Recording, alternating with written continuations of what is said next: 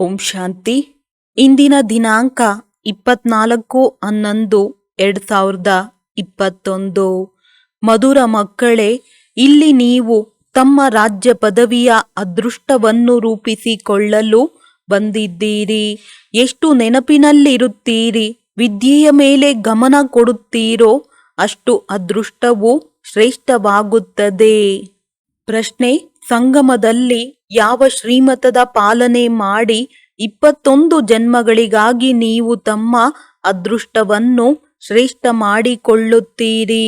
ಉತ್ತರ: ಸಂಗಮದಲ್ಲಿ ತಂದೆಯ ಶ್ರೀಮತವಾಗಿದೆ. ಮಧುರ ಮಕ್ಕಳೇ, ನಿರ್ವಿಕಾರಿಗಳಾಗಿರಿ. ದೇಹಿ ಅಭಿಮಾನಿಗಳಾಗುವ ಸಂಪೂರ್ಣ ಪುರುಷಾರ್ಥವನ್ನು ಮಾಡಿ ಎಂದು ಯಾವುದೇ ಪಾಪಕರ್ಮವನ್ನು ಮಾಡಬೇಡಿ. ಇದರಿಂದ 21 ಜನ್ಮಗಳಿಗಾಗಿ ಅದೃಷ್ಟವು ಶ್ರೇಷ್ಠವಾಗುವುದು. ಗೀತೆ: ಅದೃಷ್ಟವನ್ನು ಬೆಳಗಿಸಿಕೊಂಡು ಬಂದಿದ್ದೇನೆ. ಓಂ ಶಾಂತಿ. ಮಧುರಾತಿ ಮಧುರ ಆತ್ಮಿಕ ಮಕ್ಕಳು, ಈ ಗೀತೆಯನ್ನು ಕೇಳಿದ್ದೀರಿ. ಈಗ ಇವೆರಡು ಸಾಲಿನ ಅರ್ಥವನ್ನು ಯಾರು ತಿಳಿದುಕೊಂಡಿದ್ದೀರಿ ಅವರು ಕೈಯನ್ನೆತ್ತಿರಿ. ಅದೃಷ್ಟವನ್ನು ಬೆಳಗಿಸಿಕೊಂಡು ಬಂದಿದ್ದೇನೆಂದು ಯಾರು ಹೇಳಿದರು? ಆತ್ಮ ನಾನು ಅದೃಷ್ಟವನ್ನು ರೂಪಿಸಿಕೊಂಡು ಬಂದಿದ್ದೇನೆ ಎಂದು ಎಲ್ಲ ಆತ್ಮರು ಹೇಳುತ್ತಾರೆ ಅಂದಾಗ ಯಾವ ಅದೃಷ್ಟ? ಹೊಸ ಪ್ರಪಂಚದಲ್ಲಿ ಹೋಗುವ ಅದೃಷ್ಟವಾಗಿದೆ. ಹೊಸ ಪ್ರಪಂಚವು ಸ್ವರ್ಗವಾಗಿದೆ. ಈ ಹಳೆಯ ಪ್ರಪಂಚವು ನರಕವಾಗಿದೆ. ಆದ್ದರಿಂದ ಇದನ್ನು ಎಲ್ಲ ಆತ್ಮರು ಹೇಳುತ್ತಾರೆ. ಆತ್ಮಕ್ಕೆ ಶರೀರವಿದ್ದಾಗಲೇ ಮಾತನಾಡಲು ಸಾಧ್ಯವಾಗುವುದು. ನಾವು ಶಾಲೆಯಲ್ಲಿ ಅದೃಷ್ಟವನ್ನು ರೂಪಿಸಿಕೊಳ್ಳಲು ಬಂದಿದ್ದೇವೆಂದು ಜೀವಾತ್ಮರು ಹೇಳುತ್ತಾರೆ. ಇಲ್ಲಿ ಓದಿಸುವವರು ಯಾರು? ಶಿವತಂದೆ ಜ್ಞಾನಸಾಗರ. ಮನುಷ್ಯನನ್ನು ದೇವತೆ ಅಥವಾ ಪತಿತರನ್ನು ಪಾವನ, ನರಕವಾಸಿಗಳನ್ನು ಸ್ವರ್ಗವಾಸಿಗಳನ್ನಾಗಿ ಮಾಡುವವರು ಅವರೊಬ್ಬರೇ ಆಗಿದ್ದಾರೆ. ಈ ನರಕಕ್ಕೆ ಬೆಂಕಿ ಬೀಳಲಿದೆ. ಪ್ರಪಂಚದಲ್ಲಿ ನಾವು ಬೇಹದ್ದಿನ ತಂದೆಯ ಬಳಿ ಬಂದಿದ್ದೇವೆ ಎಂದು ಹೇಳುವಂತಹ ಶಾಲೆಯು ಯಾವುದು ಇಲ್ಲ. ಅಥವಾ ನಾನು ತಂದೆಯೂ ಆಗಿದ್ದೇನೆ, ಶಿಕ್ಷಕನೂ ಆಗಿದ್ದೇನೆ, ಗುರುವೂ ಆಗಿದ್ದೇನೆ ಎಂದು ಯಾರು ಹೇಳಲು ಸಾಧ್ಯವಿಲ್ಲ. ಈ ಬ್ರಹ್ಮರವರೂ ಸಹ ಹೇಳಲು ಸಾಧ್ಯವಿಲ್ಲ, ನಾನು ಎಲ್ಲರ ತಂದೆ, ಶಿಕ್ಷಕ, ಗುರುವಾಗಿದ್ದೇನೆಂದು. ಒಬ್ಬ ಶಿವ ತಂದೆಯೇ ಹೇಳುತ್ತಾರೆ. ಅವರೇ ಕುಳಿತು ಓದಿಸುತ್ತಾರೆ. ಅಂದ ಮೇಲೆ ಈಗ ಮಕ್ಕಳು ಅದೃಷ್ಟವನ್ನು ರೂಪಿಸಿಕೊಳ್ಳಬೇಕಾಗಿದೆ. ಮಕ್ಕಳು ಹೇಳುತ್ತೀರಿ, ನಾವು ಹೊಸ ಪ್ರಪಂಚದ ರಾಜಧಾನಿಯ ಅದೃಷ್ಟವನ್ನು ರೂಪಿಸಿಕೊಳ್ಳಲು ಬಂದಿದ್ದೇವೆ. ನಮಗೆ ತಿಳಿದಿದೆ ಈ ಹಳೆಯ ಪ್ರಪಂಚವು ಸಮಾಪ್ತಿಯಾಗಲಿದೆ. ತಂದೆಯು ಬಂದು ಹೊಸ ಪ್ರಪಂಚವನ್ನು ಸ್ಥಾಪನೆ ಮಾಡುತ್ತಾರೆ. ನೀವು 21 ಜನ್ಮಗಳ ರಾಜ್ಯಭಾಗ್ಯವನ್ನು ತೆಗೆದುಕೊಳ್ಳಲು ಓದುತ್ತೀರೆಂದರೆ ರಾಜ್ಯ ಪದವಿಯ ಅದೃಷ್ಟವನ್ನು ರೂಪಿಸಿಕೊಳ್ಳಲು ಬಂದಿದ್ದೀರಿ. ಇಲ್ಲಿ ರಾಜಯೋಗವನ್ನು ಕಲಿಯುತ್ತಿದ್ದೀರಿ. ಈ ಹಾಡುಗಳನ್ನು ಬಲೆ ಆ ನಾಟಕದವರು ಬರೆದಿದ್ದಾರೆ. ಆದರೆ ಇದರ ಅರ್ಥವನ್ನು ಈಗ ತಿಳಿಸಬೇಕಾಗಿದೆ. ಹೇಗೆ ತಂದೆಯು ಎಲ್ಲ ವೇದ ಶಾಸ್ತ್ರಗಳ ಸಾರವನ್ನು ತಿಳಿಸುತ್ತಾರೆ. ಈ ಸಮಯದಲ್ಲಿ ಇಡೀ ಪ್ರಪಂಚದಲ್ಲಿ ಭಕ್ತಿ ಇದೆ. ಸತ್ಯಯುಗದಲ್ಲಿ ಭಕ್ತಿ ಮಂದಿರ ಇತ್ಯಾದಿಗಳಿರುವುದಿಲ್ಲ. ನೀವು ಅರ್ಧಕಲ್ಪ ಭಕ್ತಿ ಮಾಡಿದ್ದೀರಿ. ಈಗಂತೂ ಭಗವಂತ ಸಿಕ್ಕಿಬಿಟ್ಟಿದ್ದಾರೆ. ಭಾರತದಲ್ಲಿ ಮೊಟ್ಟ ಮೊದಲು ಈ ದೇವಿ ದೇವತೆಗಳ ರಾಜ್ಯವಿತ್ತು. ನಂತರ 84 ಜನ್ಮಗಳನ್ನು ತೆಗೆದುಕೊಳ್ಳುತ್ತಾ ಅದೃಷ್ಟವು ಕೆಟ್ಟು ಹೋಗಿದೆ. ಈಗ ಪುನಃ ಅದೃಷ್ಟವನ್ನು ರೂಪಿಸುತ್ತಾರೆ.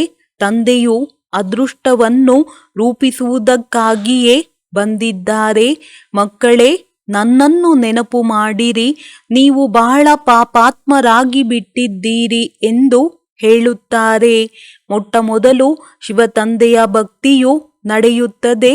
ಅದು ಅವ್ಯಭಿಚಾರಿ ಭಕ್ತಿಯಾಗಿದೆ. ನಂತರ ಭಕ್ತಿಯೂ ಸಹ ವ್ಯಭಿಚಾರಿಯಾಗಿ ಬಿಡುತ್ತದೆ. ಅಂದಾಗ ಮಕ್ಕಳಿಗೆ ಮೊಟ್ಟ ಮೊದಲು ಈ ನಿಶ್ಚಯವಿರಲಿ, ಯಾರಿಗೆ ಭಗವಂತನೆಂದು ಹೇಳಲಾಗುತ್ತದೆಯೋ ಅವರೇ ನಮಗೆ ಓದಿಸುತ್ತಾರೆ. ಅವರಿಗೆ ಯಾವುದೇ ಶರೀರವಿಲ್ಲ. ಅವರು ಈ ಶರೀರದಲ್ಲಿ ಬ್ರಹ್ಮ ಕುಳಿತು ಮಾತನಾಡುತ್ತಾರೆ. ಹೇಗೆ ನಿಮ್ಮ ಆತ್ಮವು ಈ ಶರೀರದಲ್ಲಿ ಬಂದಾಗ ಮಾತನಾಡತೊಡಗುತ್ತದೆ. ಕೆಲವೊಮ್ಮೆ ಮನುಷ್ಯರು ಸತ್ತು ಹೋಗುತ್ತಾರೆ. ನಂತರ ಯಾವಾಗ ಸ್ಮಶಾನಕ್ಕೆ ತೆಗೆದುಕೊಂಡು ಹೋಗುತ್ತಾರೆಯೋ ಆಗ ಅರ್ಧದಲ್ಲಿಯೇ ಅಲುಗಾಡುತ್ತಾರೆ. ಆತ್ಮವು ಹೊರಟು ಹೋಗಿ ಮತ್ತೆ ಬಂದಿತೆಂದಲ್ಲ. ಆತ್ಮವು ಬಹಳ ಸೂಕ್ಷ್ಮವಾಗಿದೆಯಲ್ಲವೇ, ಆದ್ದರಿಂದ ಎಲ್ಲಿಯೋ ಬಚ್ಚಿಟ್ಟುಕೊಂಡಿರುತ್ತದೆ. ಆದ್ದರಿಂದ ಈ ರೀತಿ ಹೇಳಬಹುದು, ಆತ್ಮವು ಬಹಳ ಸೂಕ್ಷ್ಮವಾಗಿದೆಯಲ್ಲವೇ, ಆದ್ದರಿಂದ ಎಲ್ಲಿಯೋ ಬಚ್ಚಿಟ್ಟುಕೊಂಡಿರುತ್ತದೆ.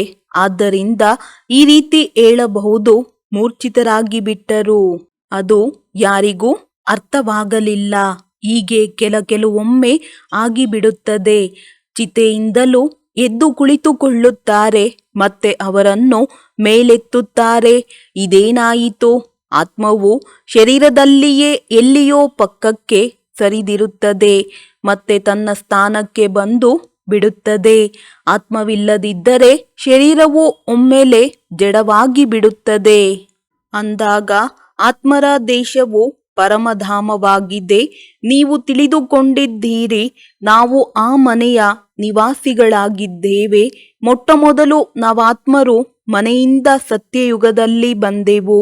ಭಾರತವಾಸಿಗಳು ಯಾರು ದೇವಿ ದೇವತೆಗಳಿದ್ದರೋ ಅವರೇ ಬಂದು ಬಿಟ್ಟರು. ವಾಸ್ತವದಲ್ಲಿ ಯಾರು ಧರ್ಮ ಸ್ಥಾಪನೆ ಮಾಡುತ್ತಾರೆಯೋ ಅವರ ಧರ್ಮವು ಕೊನೆಯವರೆಗೂ ಸ್ಥಿರವಾಗಿರುತ್ತದೆ. ಬುದ್ಧನ ಧರ್ಮವು ಸ್ಥಿರವಾಗಿದೆ, ಕೃಷ್ಣನ ಧರ್ಮವು ಸ್ಥಿರವಾಗಿದೆ.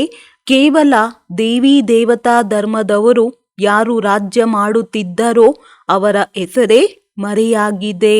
ತಮ್ಮನ್ನು ದೇವಿ ದೇವತಾ ಧರ್ಮದವರೆಂದು ಹೇಳಿಕೊಳ್ಳುವವರು ಯಾರೂ ಇಲ್ಲ. ತಂದೆಯು ತಿಳಿಸುತ್ತಾರೆ, ಭಾರತವಾಸಿಗಳು ತಮ್ಮ ಧರ್ಮವನ್ನೇ ಮರೆತು ಹೋಗಿದ್ದಾರೆ. ನಮ್ಮ ಗೃಹಸ್ಥ ಧರ್ಮವು ಪವಿತ್ರವಾಗಿತ್ತು. ಸಂಪೂರ್ಣ ನಿರ್ವಿಕಾರಿ ಮಹಾರಾಜ ಮಹಾರಾಣಿಯ ರಾಜ್ಯವಿತ್ತು. ಅವರಿಗೆ ಭಗವತಿ ಲಕ್ಷ್ಮಿ ಮತ್ತು ಭಗವಾನ್ ನಾರಾಯಣನೆಂದು ಹೇಳುತ್ತಾರೆ. ವಾಸ್ತವದಲ್ಲಿ ಭಗವಂತನು ಒಬ್ಬರೇ ಆಗಿದ್ದಾರೆ. ಅವರಿಗೆ ಜ್ಞಾನಸಾಗರನೆಂದು ಹೇಳಲಾಗುತ್ತದೆ. ಈ ಲಕ್ಷ್ಮೀ ನಾರಾಯಣರಲ್ಲಿ ಯಾವುದೇ ಜ್ಞಾನವಿಲ್ಲ.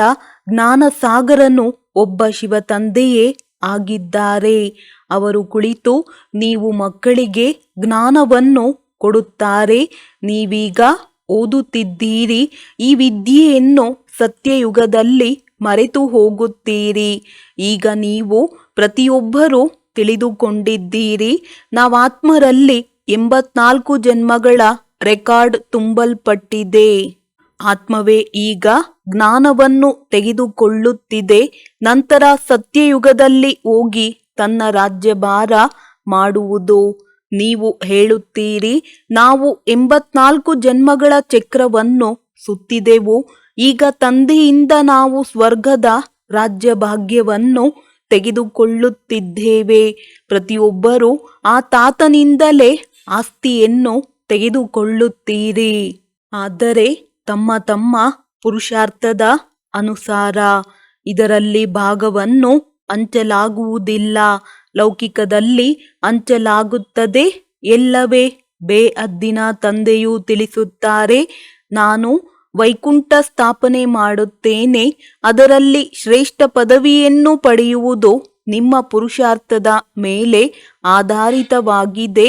ಎಷ್ಟು ತಂದೆಯನ್ನು ನೆನಪು ಮಾಡುತ್ತೀರೋ ಅಷ್ಟು ವಿಕರ್ಮಗಳು ವಿನಾಶವಾಗುತ್ತದೆ. ಪವಿತ್ರರಾಗುತ್ತೀರಿ. ಚಿನ್ನವನ್ನು ಬಟ್ಟಿಯಲ್ಲಿ ಹಾಕಲಾಗುತ್ತದೆ ಎಲ್ಲವೇ. ಆಗ ಅದರಿಂದ ತುಕ್ಕು ಬಿಟ್ಟು ಹೋಗಿ ಅಪ್ಪಟ ಚಿನ್ನದಂತೆ ಗಟ್ಟಿಯಾಗಿ ಬಿಡುತ್ತದೆ. ಈ ಆತ್ಮವೂ ಸಹ ಸತ್ಯ ಚಿನ್ನವಾಗಿತ್ತು. ನಂತರ ಇಲ್ಲಿ ಪಾತ್ರವನ್ನು ಅಭಿನಯಿಸಲು ಬರುತ್ತದೆ. ಮೊದಲು ಸತೋಪ್ರಧಾನವಾಗಿರುತ್ತದೆ, ನಂತರ ಅದರಲ್ಲಿ ಬೆಳ್ಳಿಯ ಬೆರಕೆಯಾಗುತ್ತದೆ. ಆತ್ಮವು ಸ್ವಲ್ಪ ಅಪವಿತ್ರವಾಗುತ್ತದೆ, ನಂತರ ನಿಧಾನವಾಗಿ ಹಳೆಯದಾಗುತ್ತಾ ಹೋಗುತ್ತದೆ. ಮನೆಯೂ ಸಹ ಮೊದಲು ಹೊಸದಾಗಿರುತ್ತದೆ, ನಂತರ ಹಳೆಯದಾಗತೊಡಗುತ್ತದೆ. 100 ವರ್ಷಗಳ ನಂತರ ಅದಕ್ಕೆ ಹಳೆಯದೆಂದೇ ಹೇಳುತ್ತಾರೆ. ಹಾಗೆಯೇ ಪ್ರಪಂಚವೂ ಸಹ ಹೊಸದು ಮತ್ತು ಹಳೆಯದಾಗುತ್ತದೆ. ಇಂದಿಗೆ 5000 ವರ್ಷಗಳ ಮೊದಲು ಹೊಸದಾಗಿತ್ತು. ಈ ದೇವಿ ದೇವತೆಗಳ ರಾಜ್ಯವಿತ್ತು, ಅದು ಎಲ್ಲಿ ಹೋಯಿತು? 84 ಜನ್ಮಗಳನ್ನು ತೆಗೆದುಕೊಳ್ಳುತ್ತಾ ಹಳೆಯದಾಗಿ ಬಿಟ್ಟಿದೆ. ಆತ್ಮವೂ ಸಹ ಮೈಲಿಗೆ ಮತ್ತು ಶರೀರವು ಮೈಲಿಗೆಯಾಗಿ ಬಿಟ್ಟಿತು. ಪಾವನರಿಂದ ಪತಿತರಾಗಿ ಬಿಟ್ಟಿರಿ. ಕೃಷ್ಣನೂ ಸಹ ಶ್ಯಾಮ ಮತ್ತು ಸುಂದರನೆಂದು ತೋರಿಸುತ್ತಾರಲ್ಲವೇ. ಕಾಲು ನರಕದ ಕಡೆ, ಮುಖವನ್ನು ಸ್ವರ್ಗದ ಕಡೆ ತೋರಿಸಬೇಕಾಗಿದೆ. ನೀವೂ ಸಹ ಆ ಕುಲದವರಾಗಿದ್ದೀರಿ. ನಿಮ್ಮದು ಕಾಲು ನರಕದ ಕಡೆ, ಮುಖವು ಸ್ವರ್ಗದ ಕಡೆ ಇದೆ. ನೀವೀಗ ಮೊದಲು ನಿರ್ವಾಣಧಾಮದಲ್ಲಿ ಹೋಗಿ ನಂತರ ಸ್ವರ್ಗದಲ್ಲಿ ಬರುತ್ತೀರಿ. ಕಲಿಯುಗಕ್ಕೆ ಬೆಂಕಿ ಬೀಳುವುದು, ಅಣ್ವಸ್ತ್ರಗಳ ಮಳೆ, ಬೆಂಕಿ, ಭೂಕಂಪ ಇತ್ಯಾದಿಗಳಾಗುವುದು. ಪತಿತ ಆತ್ಮರೆಲ್ಲರೂ ಲೆಕ್ಕಾಚಾರಗಳನ್ನು ಮುಗಿಸಿ ಮನೆಗೆ ಹೊರಟು ಹೋಗುವರು. ಇನ್ನೂ ಕೆಲವರೇ ಉಳಿಯುತ್ತಾರೆ. ಪವಿತ್ರ ಆತ್ಮರು ಬರತೊಡಗುತ್ತಾರೆ. ಈಗಂತೂ ಎಲ್ಲರೂ ಮುಳ್ಳುಗಳಾಗಿದ್ದಾರೆ. ಕಾಮ ಕಟಾರಿಯನ್ನು ನಡೆಸುವುದು ಮುಳ್ಳು ಚುಚ್ಚುವುದಾಗಿದೆ. ಇಲ್ಲಂತೂ ತಂದೆಯು ತಿಳಿಸುತ್ತಾರೆ, ಸಂಪೂರ್ಣ ನಿರ್ವಿಕಾರಿಗಳಾಗಬೇಕಾಗಿದೆ. ನನ್ನನ್ನು ನೆನಪು ಮಾಡಿರಿ, ನಾನು ನಿಮಗೆ ಸ್ವರ್ಗದ ಆಸ್ತಿಯನ್ನು ಕೊಡುತ್ತೇನೆ. ನೀವು ಪವಿತ್ರರಾಗಿ ಬಿಡುತ್ತೀರಿ. ನೀವು ಪಾವನರಾಗಿದ್ದಾಗ ಗೃಹಸ್ಥ ವ್ಯವಹಾರವು ಪವಿತ್ರವಾಗಿತ್ತು. ನೀವೀಗ ಪತಿತರಾಗಿದ್ದೀರಿ. ಆದ್ದರಿಂದ ಗೃಹಸ್ಥ ವ್ಯವಹಾರವೂ ಸಹ ಅಪವಿತ್ರ, ವಿಕಾರಿಯಾಗಿದೆ. ಸತ್ಯಯುಗದಲ್ಲಿ ವ್ಯಾಪಾರ ವ್ಯವಹಾರವೂ ಸಹ ಸತ್ಯತೆಯಿಂದ ನಡೆಯುತ್ತದೆ. ಅಲ್ಲಿ ಅಸತ್ಯ ಹೇಳುವ ಅವಶ್ಯಕತೆಯೇ ಇರುವುದಿಲ್ಲ. ಯಾವಾಗ ಹೆಚ್ಚು ಹಣವನ್ನು ಸಂಪಾದಿಸುವ ಲೋಭವಿರುತ್ತದೆಯೋ ಆಗಲೇ ಸುಳ್ಳು ಹೇಳಲಾಗುತ್ತದೆ. ಅಲ್ಲಂತೂ ಅಪಾರ ಧನವಿರುತ್ತದೆ. ಆಹಾರ ಧಾನ್ಯಗಳಿಗೆ ಬೆಲೆ ಕಟ್ಟುವುದಿಲ್ಲ. ಅಲ್ಲಿ ಯಾರು ಬಡವರಿರುವುದೇ ಇಲ್ಲ. ಯಾರು ಚೆನ್ನಾಗಿ ಪುರುಷಾರ್ಥ ಮಾಡುವರೋ ಅವರು ಮಹಾರಾಜನಾಗುವರು. ವಜ್ರ ವೈಡೂರ್ಯಗಳ ಮೆಹಲುಗಳು ಸಿಗುತ್ತವೆ. ಸಂಪೂರ್ಣ ಪುರುಷಾರ್ಥ ಮಾಡದಿದ್ದರೆ ಪ್ರಜೆಗಳಲ್ಲಿ ಹೋಗುವರು. ರಾಜ ರಾಣಿ ಮತ್ತೆ ರಾಜಕುಮಾರ ರಾಜಕುಮಾರಿ ಇಡೀ ಮನೆತನ ಇರುತ್ತದೆ ಎಲ್ಲವೇ. ಮತ್ತೆ ಪ್ರಜೆಗಳಲ್ಲಿಯೂ ಸಹ ನಂಬರ್ ವಾರ್ ಸಾಹುಕಾರರು ಮತ್ತು ಬಡ ಪ್ರಜೆಗಳಾಗುತ್ತಾರೆ. ಅಲ್ಲಂತೂ ಎಲ್ಲರೂ ಪವಿತ್ರರಾಗಿರುತ್ತಾರೆ. ರಾಜ ರಾಣಿ ಮತ್ತು ಒಬ್ಬರೇ ಮಂತ್ರಿ. ಅಲ್ಲಿ ಅನೇಕ ಮಂತ್ರಿಗಳು ಇರುವುದಿಲ್ಲ. ರಾಜನಲ್ಲಿಯೇ ರಾಜ್ಯ ನಡೆಸುವ ಬಲವಿರುತ್ತದೆ. ಅಂದಾಗ ತಂದೆಯು ಹೇಗೆ ತಿಳಿಸುತ್ತಾರೆಯೋ ಹಾಗೆಯೇ ಮಕ್ಕಳು ತಿಳಿಸಬೇಕಾಗಿದೆ. ನಾವು ಭಾರತವಾಸಿ ದೇವಿ ದೇವತೆಗಳಾಗಿದ್ದೆವು. ಸತ್ಯಯುಗದಲ್ಲಿ ನಮ್ಮ ರಾಜ್ಯವಿತ್ತು. ಗೃಹಸ್ಥ ವ್ಯವಹಾರದಲ್ಲಿ ನಾವು ಪವಿತ್ರರಾಗಿದ್ದೆವು, ಸ್ವರ್ಗವಾಸಿಗಳಾಗಿದ್ದೆವು. ನಂತರ ಪತಿತರಾಗುತ್ತಾ ಆಗುತ್ತಾ ನರಕವಾಸಿಗಳಾಗಿದ್ದೇವೆ, ಮತ್ತೆ ಸ್ವರ್ಗವಾಸಿಗಳಾಗುತ್ತೇವೆ. ಈ ಆಟವು ಮಾಡಲ್ಪಟ್ಟಿದೆ. ಒಂದು ಜನ್ಮದಲ್ಲಿಯೇ ಸ್ವರ್ಗವಾಸಿಗಳಾಗುತ್ತೀರಿ, ಮತ್ತೆ ನರಕವಾಸಿಗಳಾಗುವುದರಲ್ಲಿ 84 ಜನ್ಮಗಳನ್ನು ತೆಗೆದುಕೊಳ್ಳಬೇಕಾಗುತ್ತದೆ. ಏಣಿಯ ಚಿತ್ರದಲ್ಲಿ ಬಹಳ ಸ್ಪಷ್ಟವಾಗಿ ತೋರಿಸಲಾಗಿದೆ. ನಾವು ಹೋಗಿ ಸ್ವರ್ಗದಲ್ಲಿ ರಾಜ್ಯಭಾರ ಮಾಡುತ್ತೇವೆ. ಈಗ ತಂದೆಯಿಂದ ಆಸ್ತಿಯನ್ನು ತೆಗೆದುಕೊಳ್ಳುತ್ತಿದ್ದೇವೆಂದು ಬುದ್ಧಿಯಲ್ಲಿ ಬಂದಿದೆ. ತಂದೆಯೇ ಸತ್ಯವನ್ನು ತಿಳಿಸಿ ನರನಿಂದ ನಾರಾಯಣನನ್ನಾಗಿ ಮಾಡುತ್ತಾರೆ. ಮನುಷ್ಯರು ಯಾರು ಸತ್ಯನಾರಾಯಣನ ಕಥೆಯನ್ನು ಕೇಳುತ್ತಾರೆಯೋ ಅವರು ಯಾರೂ ನರನಿಂದ ನಾರಾಯಣನಾಗುವುದಿಲ್ಲ. ಅಂದ ಮೇಲೆ ಆ ಕಥೆಯು ಅಸತ್ಯವಾಯಿತಲ್ಲವೇ? ಇಲ್ಲಿ ನೀವು ನರನಿಂದ ನಾರಾಯಣನಾಗುವುದಕ್ಕಾಗಿ ಕುಳಿತಿದ್ದೀರಿ. ಅಲ್ಲಿ ಯಾರೂ ಸಹ ಪವಿತ್ರರಾಗಿ ನನ್ನೊಬ್ಬನನ್ನೇ ನೆನಪು ಮಾಡಿ ಎಂದು ಹೇಳುವುದಿಲ್ಲ. ಹುಣ್ಣಿಮೆಯ ದಿನ ಸತ್ಯನಾರಾಯಣನ ಕಥೆಯನ್ನು ಹೇಳುತ್ತಾರೆ. ಈಗ ಈ ಸಮಯದಲ್ಲಿ ಸಂಪೂರ್ಣ ಚಂದ್ರಮನಿಗೆ ಹುಣ್ಣಿಮೆ ಎಂದು ಹೇಳಲಾಗುತ್ತದೆ. ನಂತರ ಕೊನೆಯಲ್ಲಿ ಯಾವಾಗ ಚಂದ್ರನಲ್ಲಿ ಒಂದು ಗೆರೆಯಷ್ಟು ಉಳಿಯುತ್ತದೆಯೋ ಅದಕ್ಕೆ ಅಮಾವಾಸ್ಯೆ ಎಂದು ಹೇಳಲಾಗುತ್ತದೆ. ಅಮಾವಾಸ್ಯೆ ಎಂದರೆ ಅಂಧಕಾರ ರಾತ್ರಿ. ಸತ್ಯ ತ್ರೇತಾಯುಗಕ್ಕೆ ದಿನವೆಂತಲೂ ದ್ವಾಪರ ಕಲಿಯುಗಕ್ಕೆ ರಾತ್ರಿ ಎಂತಲೂ ಹೇಳಲಾಗುತ್ತದೆ. ಇವೆಲ್ಲವೂ ತಿಳಿದುಕೊಳ್ಳುವ ಮಾತುಗಳಾಗಿವೆ. ಇದನ್ನು ಶಿವತಂದೆಯೇ ಓದಿಸುತ್ತಾರೆ. ಅವರು ತಂದೆಯೂ ಆಗಿದ್ದಾರೆ, ಶಿಕ್ಷಕ ಮತ್ತು ಸದ್ಗುರುವೂ ಆಗಿದ್ದಾರೆ. ಇವರಲ್ಲಿ ಪ್ರವೇಶ ಮಾಡಿ ಆತ್ಮರಿಗೆ ತಿಳಿಸುತ್ತಾರೆ. ತಂದೆಯೂ ತಿಳಿಸುತ್ತಾರೆ ಹೇಗೆ ಇವರ ಆತ್ಮವು ಬ್ರಹ್ಮ ಭ್ರುಕುಟಿಯ ಮಧ್ಯದಲ್ಲಿ ಕುಳಿತಿದೆಯೋ ಹಾಗೆಯೇ ನಾನೂ ಸಹ ಬಂದು ಇಲ್ಲಿ ಕುಳಿತುಕೊಳ್ಳುತ್ತೇನೆ. ನಿಮಗೆ ತಿಳಿಸುತ್ತೇನೆ, ನೀವು ಮೊದಲು ಪಾವನರಾಗಿದ್ದೀರಿ, ನಂತರ ಪತಿತರಾಗುತ್ತೀರಿ. ಈಗ ತಂದೆಯಾದ ನನ್ನನ್ನು ನೆನಪು ಮಾಡಿರಿ. ಪವಿತ್ರರಾಗದೆ ಮನೆಗೆ ಹಿಂತಿರುಗಿ ಹೋಗಲು ಸಾಧ್ಯವಿಲ್ಲ. ಪವಿತ್ರರಾದಾಗಲೇ ಆರುವಿರಿ. ಏ ಪತಿತ ಪಾವನ, ಬನ್ನಿ ಪಾವನರನ್ನಾಗಿ ಮಾಡಿ, ಆಗಲೇ ನಾವು ಆರುವೆವು. ನಮ್ಮ ಮನೆಯಾದ ಮುಕ್ತಿಧಾಮದಲ್ಲಿ ಹೋಗುವೆವು ಎಂದು ಎಲ್ಲರೂ ಕರೆಯುತ್ತಾರೆ. ಅದು ನಾವಾತ್ಮರ ಮನೆಯಾಗಿದೆ. ಪತಿತರ ಮನೆಗೆ ಹೋಗಲು ಸಾಧ್ಯವಿಲ್ಲ. ಶಿಕ್ಷಣವನ್ನು ಯಾರು ಚೆನ್ನಾಗಿ ಧಾರಣೆ ಮಾಡಿಕೊಳ್ಳುವರೋ ಅವರು ಬೇಗನೆ ಸ್ವರ್ಗದಲ್ಲಿ ಬರುತ್ತಾರೆ. ಇಲ್ಲದಿದ್ದರೆ ತಡವಾಗಿ ಬರುತ್ತಾರೆ. ಹೊಸ ಮನೆಯಲ್ಲಿ ಬರಬೇಕಲ್ಲವೇ? ಹೊಸ ಮನೆಯಲ್ಲಿಯೇ ಮಜಾ ಬರುತ್ತದೆ ಎಲ್ಲವೇ? ಸತ್ಯಯುಗದಲ್ಲಿ ಮೊಟ್ಟ ಮೊದಲಿಗೆ ಬರಬೇಕಾಗಿದೆ. ಮೊಮ್ಮ ಬಾಬಾರವರು ಸತ್ಯಯುಗದಲ್ಲಿ ಬರುತ್ತಾರೆ. ಅಂದ ಮೇಲೆ ನಾವೇಕೆ ತಡವಾಗಿ ಬರಬೇಕು? ನೀವು ಸಹ ಬ್ರಹ್ಮರವರನ್ನು ಫಾಲೋ ಮಾಡಿರಿ. ತಂದೆಯನ್ನು ನೆನಪು ಮಾಡುತ್ತಾ ಇರಿ. ಯಾವುದೇ ಮಾತಿನಲ್ಲಿ ಕಷ್ಟವಾದರೆ ಶಿವತಂದೆಯನ್ನು ಕೇಳಿರಿ. ಶ್ರೀಮತದಿಂದಲೇ ಶ್ರೇಷ್ಠರಾಗುತ್ತೀರಿ. ಹಳೆಯ ಪ್ರಪಂಚದಲ್ಲಿ ಪಂಚವಿಕಾರರೂಪಿ ರಾವಣನ ಮತದಂತೆ ನಡೆಯುತ್ತಾ ಬಂದಿದ್ದೀರಿ. ಮೊಟ್ಟ ಮೊದಲನೆಯದು ದೇಹಾಭಿಮಾನವಾಗಿದೆ. ಈಗ ನೀವು ಮಕ್ಕಳು ದೇಹಿ ಅಭಿಮಾನಿಗಳಾಗಬೇಕಾಗಿದೆ. ನಾನಾತ್ಮನು ಪರಂಧಾಮ ನಿವಾಸಿಯಾಗಿದ್ದೇನೆ.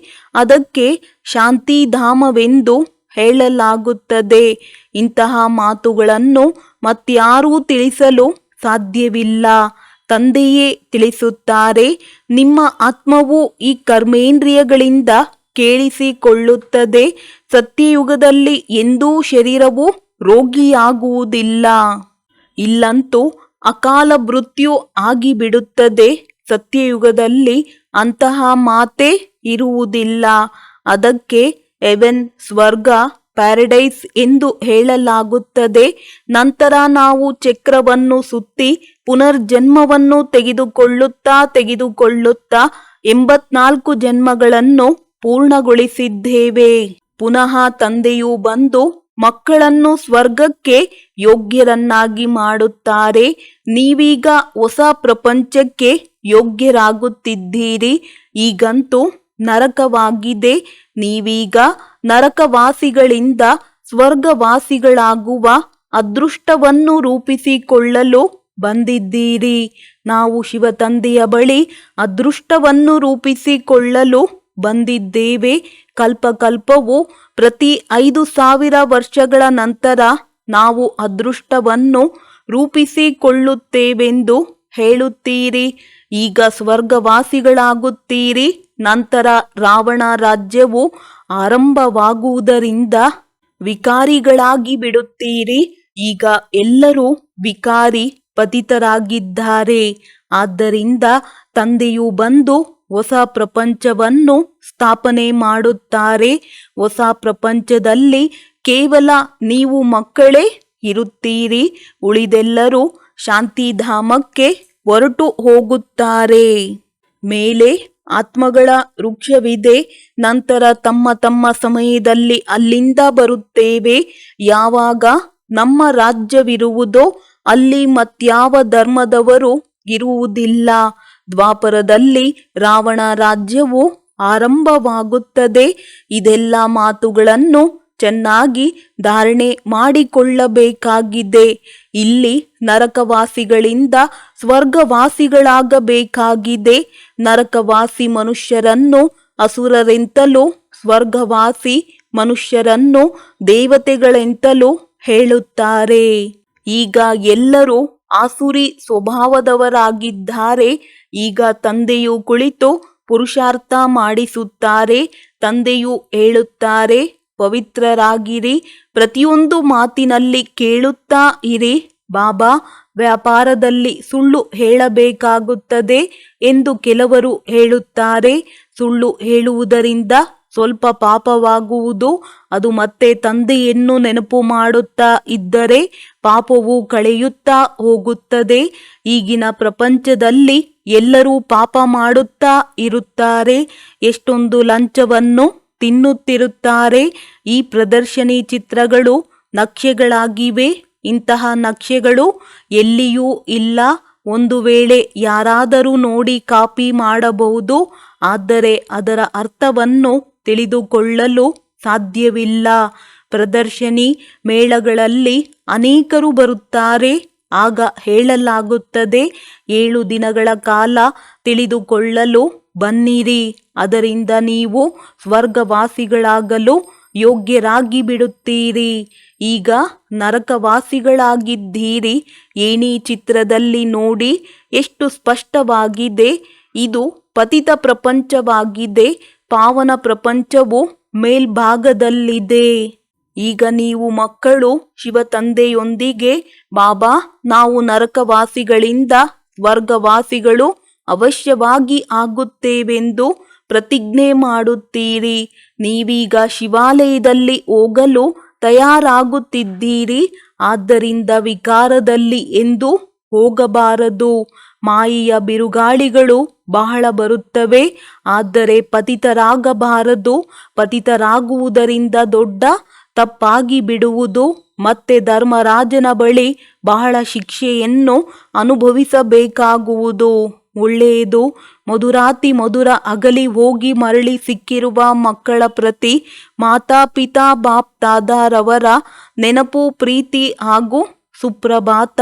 ಆತ್ಮಿಕ ಮಕ್ಕಳಿಗೆ ಆತ್ಮಿಕ ತಂದೆಯ ನಮಸ್ತೆ. ಧಾರಣೆಗಾಗಿ ಮುಖ್ಯ ಸಾರ. ಮನುಷ್ಯರಿಂದ ದೇವತೆಗಳಾಗಬೇಕೆಂದರೆ ಯಾವುದೆಲ್ಲ ಆಸುರಿ ಸ್ವಭಾವ ಇದೆಯೋ, ಸುಳ್ಳು ಹೇಳುವ ಹವ್ಯಾಸವಿದೆಯೋ ಅದನ್ನು ತ್ಯಾಗ ಮಾಡಬೇಕಾಗಿದೆ. ದೈವಿ ಸ್ವಭಾವವನ್ನು ಧಾರಣೆ ಮಾಡಿಕೊಳ್ಳಬೇಕಾಗಿದೆ. ಮನೆಗೆ ಹೋಗುವುದಕ್ಕಾಗಿ ಅವಶ್ಯವಾಗಿ ಪವಿತ್ರರಾಗಬೇಕಾಗಿದೆ. ಮಾಯೆಯ ಬಿರುಗಾಳಿಗಳು ಬಂದರೂ ಸಹ ಕರ್ಮೇಂದ್ರಿಯಗಳಿಂದ ಎಂದೂ ಯಾವುದೇ ವಿಕರ್ಮ ಮಾಡಬಾರದು. ವರದಾನ: ಸತ್ಯ ಲಗನ್ನಿನ ಆಧಾರದ ಮೇಲೆ ಅನ್ಯ ಸಂಘಗಳನ್ನು ಮುರಿದು ಒಬ್ಬರ ಸಂಘವನ್ನು ಜೋಡಿಸುವಂತಹ ಸಂಪೂರ್ಣ ವಿಧೇಯ ಭವ. ಯಾರ ಸಂಕಲ್ಪ ಅಥವಾ ಸ್ವಪ್ನದಲ್ಲಿಯೂ ತಂದೆ ಹಾಗೂ ತಂದೆಯ ಕರ್ತವ್ಯ ಅಥವಾ ತಂದೆಯ ಮಹಿಮೆಯ, ತಂದೆಯ ಜ್ಞಾನದ ವಿನಃ ಮತ್ತೇನು ಕಾಣಿಸುವುದಿಲ್ಲ, ಅವರೇ ಸಂಪೂರ್ಣ ವಿಧೇಯನೆಂದು ಹೇಳಲಾಗುವುದು. ಒಬ್ಬ ತಂದೆಯ ಹೊರತು ಮತ್ಯಾರೂ ಇಲ್ಲ. ಬುದ್ಧಿಯ ಲಗನ್ ಸದಾ ಒಬ್ಬರ ಸಂಘದಲ್ಲಿದ್ದಾಗ ಅನೇಕ ಸಂಘದ ರಂಗೇರಲು ಸಾಧ್ಯವಿಲ್ಲ. ಆದ್ದರಿಂದ ಮೊದಲ ಪ್ರತಿಜ್ಞೆಯಾಗಿದೆ, ಮತ್ತೆಲ್ಲ ಸಂಘಗಳನ್ನು ಮುರಿದು ಒಬ್ಬರ ಸಂಘವನ್ನು ಜೋಡಿಸು. ಈ ಪ್ರತಿಜ್ಞೆಯನ್ನು ನಿಭಾಯಿಸುವುದು ಅರ್ಥಾತ್ ಸಂಪೂರ್ಣ ವಿಧೇಯರಾಗುವುದು. ಸ್ಲೋಗನ್: ಸತ್ಯತೆಯ ಸ್ವಸ್ಥಿತಿಯು ಪರಿಸ್ಥಿತಿಗಳಲ್ಲಿಯೂ ಸಂಪೂರ್ಣರನ್ನಾಗಿ ಮಾಡಿಬಿಡುತ್ತದೆ. ಒಳ್ಳೆಯದು. ಓಂ ಶಾಂತಿ.